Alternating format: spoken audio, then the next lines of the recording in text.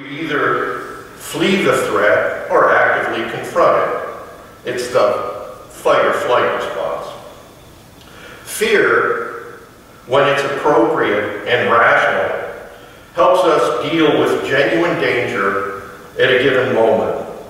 It also helps us plan to insulate ourselves from potential crises in the future. With good reason, we avoid taking unnecessary risks or engaging in reckless behavior. Aside from the threat of imminent physical danger, most of us also dread lesser perils. What I'm doing right now, public speaking, is high on most lists, often number one. Other folks get anxious about air travel, enclosed spaces, spiders, snakes, heights, and any number of risks, real or imagined. On the other hand, the thrill seekers among us like to challenge their anxieties with roller coasters, bungee jumping, horror movies, or skydiving. For them, fear is all part of the rush. Reasonable and healthy fear has kept us alive and continues to help us to thrive. Before humans developed written language, our law, religion, and stories served up rules, lessons, morals, and legends, all crafted to help us deal with dangers, again, both real and imagined. This morning I'm going to offer some personal observations based on widespread concerns that I've witnessed throughout my life. I'm part of the first plugged-in generation when television was still black and white. TV would soon become the vast wasteland. Madison Avenue was growing into a symbol of the USA's success in mass communication through advertising. Those were the madmen. They figured out how to sell the sizzle, not the steak. They taught industry and everyone else how to appeal to emotion and sensory stimuli to convince us that we desperately need whatever they're selling. The psychology behind marketing deodorant was the same psychology that sold us political candidates and public policy. Those methods still drive TV news directors to emphasize crime, violence, destruction, and disease. It's bad enough that advertising takes advantage of our worst instincts to market products and services. It's even worse that contemporary media seems to serve up one moral panic after another. We continually entertain irrational, exaggerated threats.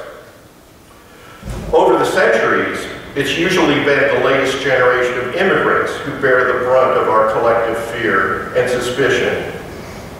Those foreign people with the strange languages, religions, food, accents, and skin colors always seem to pose a threat. From No Irish Need Apply to the Chinese Exclusion Act, through the internment of Japanese Americans, right up to this morning's news, Americans appear to have a xenophobic streak. Our current crop of immigrants is, according to the fearmongers, unmotivated, undeserving, entitlement scamming, and otherwise criminal. Yet at the same time, their journey reeks of naked opportunism, and they're stealing our jobs. If a social service defrauding criminal who can't speak English is stealing your job, your resume must put any best-selling novel to shame. When I was born in the mid-1950s, our supreme peril at the time was the Red Scare. We worried over the USSR and what we called Red China, of course, but we worried over here too.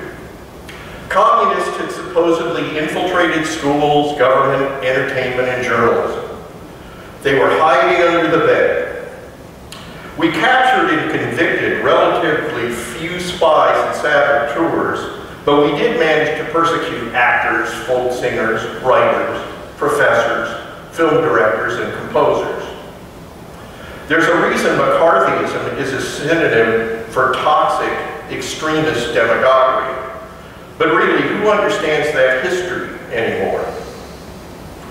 But what impressed me more as a child back in the day were two other moral panics. I was an early reader, introduced, as many of us were, to Dick, Jane, and Spot. I also enjoyed children's songs on those little yellow phonograph records and things like the Chipmunk LPs. But the kiddie stuff started to lose its appeal. Two art forms spoke to me as early as age 5. Unfortunately, both of them, comic books and rock and roll, so they told us, were guaranteed to destroy civilized society. Both these offenders of moral decency scared us with the same villainous archetype, the juvenile delinquent. You recognize him by his torn jeans, t-shirts, sneakers, leather jacket, greasy pompadour, switchblade knife, etc., etc.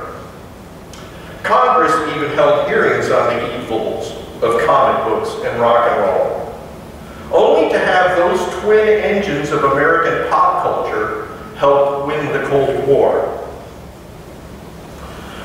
What art form propelled our entertainment industry to today's global cinematic powerhouse? Those evil, corrupting comic books. Isn't everything Marvel these days? And when I go to the movie, what soundtrack drowns out my popcorn chewing? Ironic spoiler alert, it's rock and roll. In the late 1980s, broadcast media fixated for a while on urban legends about satanic ritual abuse. Any act of youth vandalism seemed to suggest dark occult origins. Unfortunately, an industry of satanic ritual experts rose to solve a problem that grew far more anecdotal and far less plausible the more we investigated it. Still, a lot of people got hurt on all sides of that moral panic, and our interest seems to have faded or moved on. Houston gained notoriety a few years ago with our crying need for a public restroom ordinance, a campaign explicitly aimed at the transgender community. I guess the logic of the people who supported the proposed law went something like this. If you, after agonizing years of personally struggling with the issue, facing rejection by family and friends, while desperately seeking support and guidance, you finally made a profound decision about your identity few of us ever even begin to contemplate. Yeah, it must be all about going to the bathroom. Our moral panic flavor of the month is showing some staying power.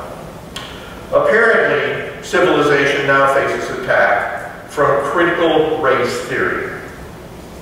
It's a way of viewing history and culture with some awareness that race has played a role in the evolution of our legal system, our social policies, our educational system, housing policies, economic opportunity, and our history in general. It's a discipline of study once confined to the university level. It's subject to debate because there's no direct evidence that race ever played a role in the evolution of our legal system, our social policies, our educational system, housing policies, economic opportunity, and our history in general. Is there? Besides, it's unpleasant to think about. But now we hear that there's critical race theory in every children's book or Disney films. Of course, we didn't tolerate any sort of racially motivated indoctrination when I was a preschooler. No, we learned rhymes like eeny, meeny, miny, mo. COVID-19 pandemic-related acrimony? Well, just because. I'm as exhausted as you are. But where's the moral of this sermon? Well, I'll give you a moral and a silver lining. The moral is we don't make our best decisions based solely upon fear. Fortunately, we have effective ways to conquer unreasoning fear. I'll start with one simple piece of advice. You need to get out more. Public health concerns notwithstanding, it's good meeting like we are now, getting together with family and friends, hiking or camping or enjoying any physical activity. I happen to think walking around in nature is a great refresher. Travel, if it's possible. You'll meet people who are different from you, as well as folks like yourself who find better things to do than be alarmed all the time. Meditate. There are so many ways to learn and practice meditation. All the approaches get you to focus on your breathing, sweep aside your thoughts, and dive deep in reinvigorating your mind. I'm not partial to any single approach, but somebody just might discuss it with you over coffee in the foyer after this is over. Unplug. After a career that included several jobs in journalism, I consider myself a recovering news junkie. Whenever I'm exposed to far-right advocacy, progressive news outlets, or emotionally charged mainstream journalism, well, it's like I'm surrounded by several car alarms going off at once. The higher purpose of news organizations, helping to build an informed society, often takes a backseat to sensationalism designed to exploit our insecurities.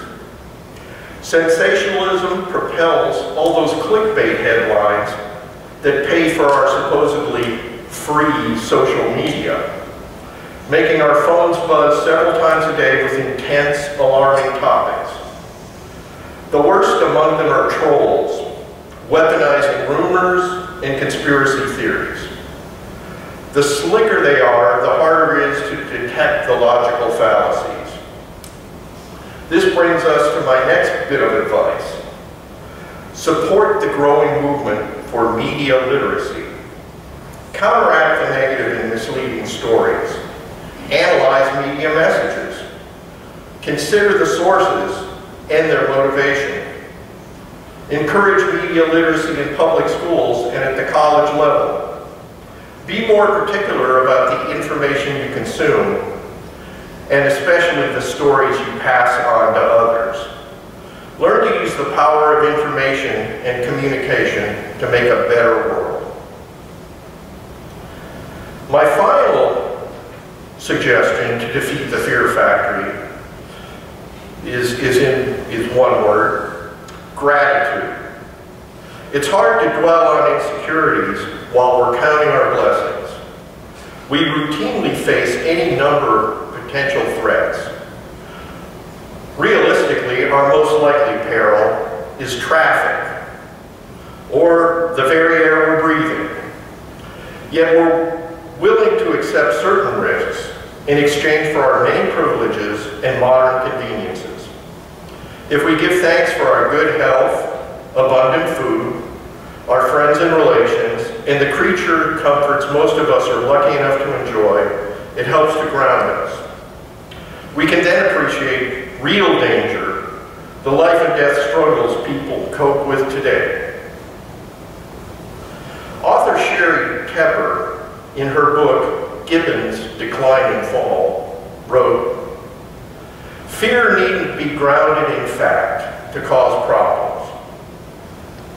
I think it's good that we should heed that sobering thought. But I'll also reach back to a magazine from my misspent youth to help offset the uneasiness. What? Me worried? Thank you all for your time and attention. Go in peace.